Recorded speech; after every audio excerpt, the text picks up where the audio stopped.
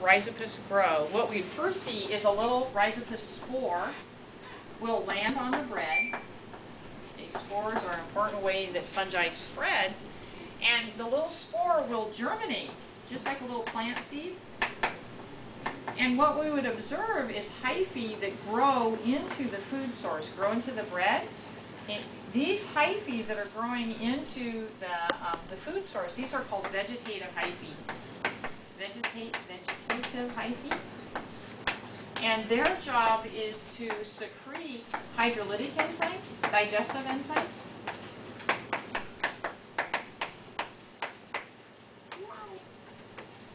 Okay, and we'll just go ahead and make the hydrolytic enzymes little red dots here. Okay.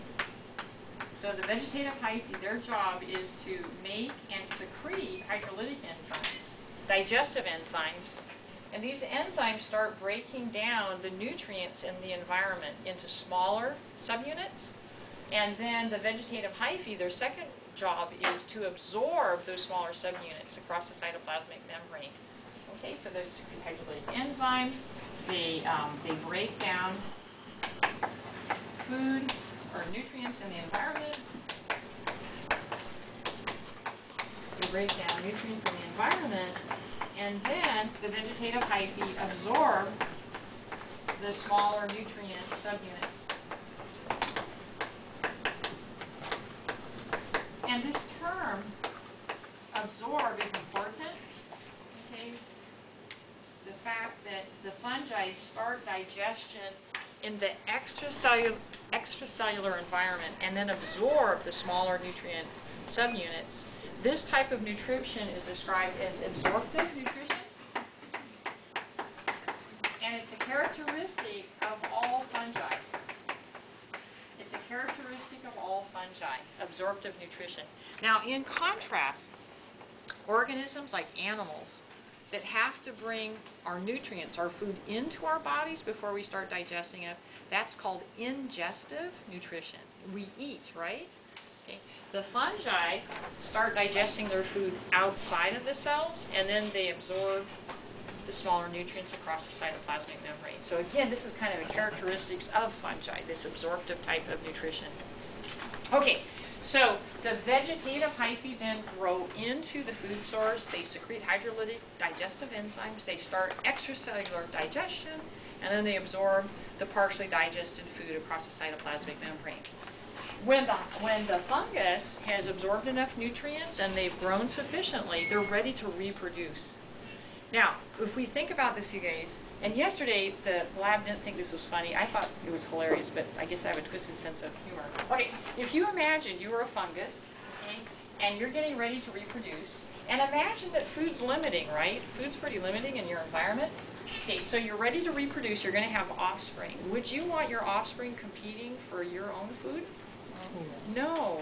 I mean, if you were a compassionate fungus, you would. But anyway, we're talking about survival, right? Okay, so the fungi, for survival of a population, the fungi don't want their offspring growing and competing with the parent fungus for food. So where do you want your offspring to go? Far away, so they can find their own food, right? Well, one way to get your offspring to move away from you is you form a special hyphae called an aerial hyphy. An aerial hyphy, aerial meaning the air, okay? And then you're going to form your offspring at the tip of that aerial hypha, so that when your offspring are mature, wind currents will blow them far away to new food sources. So your babies won't be competing with you for food, right? I mean, it sounds kind of cold, right? But we're talking about survival of the population. Okay, so since we're talking about Rhizopus, I'll go ahead and make the cartoon for Rhizopus. Okay. What Rhizopus will do is they'll form a little sac-like structure. And inside that sac-like structure, they'll use asexual reproduction to make like hundreds and thousands of asexual spores. And those asexual spores are their offspring, right? Okay, so these are asexual spores. Okay, so let's just back up. So we would describe the function of the aerial hyphy. The aerial hyphy, the function is to support spore producing structures. And again, the advantage is you want to produce your spores up above the food so that air currents will come and blow your offspring, your spores, far away. So those spores will find new food sources of their own. So they won't be competing with you for your food. Okay? Okay, so the aerial hyphy, the function is support spore producing structures.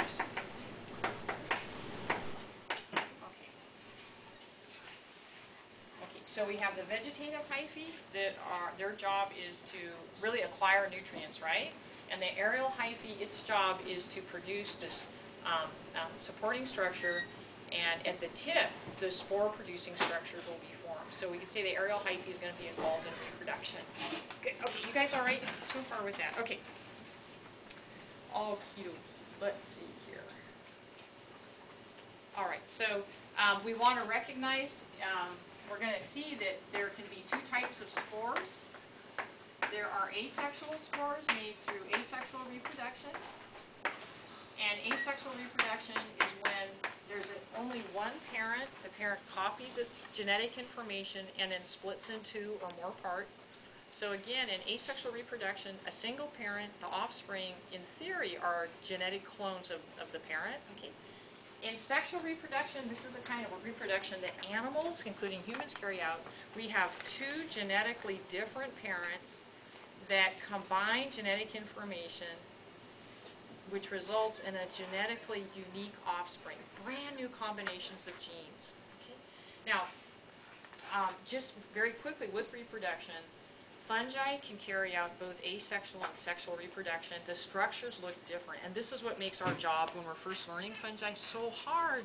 It's like fungus carrying out asexual reproduction may look very different than the same fungus carrying out sexual reproduction, right? One of the biologists at UC Davis suggested that nature first started playing around with sex when fungi evolved. You want to remember that the earliest life forms were prokaryotes. They reproduced by asexual reproduction. They copied their chromosomal DNA and split in two. So one of the UCD biologists suggested it was with the evolution of fungi that nature first started playing around with sex.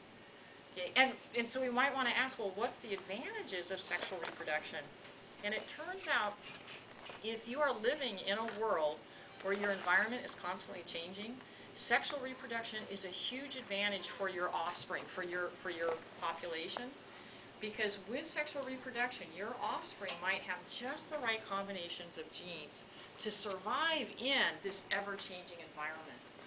Okay, so again, as humans, that's one of a huge advantage we have, is our children are genetically unique. They might have just the right combinations of genes to survive in an environment that we know is constantly changing. Okay. So we will, later on, we'll describe the names of the asexual spores and the sexual spores of the different fungi we take a look at.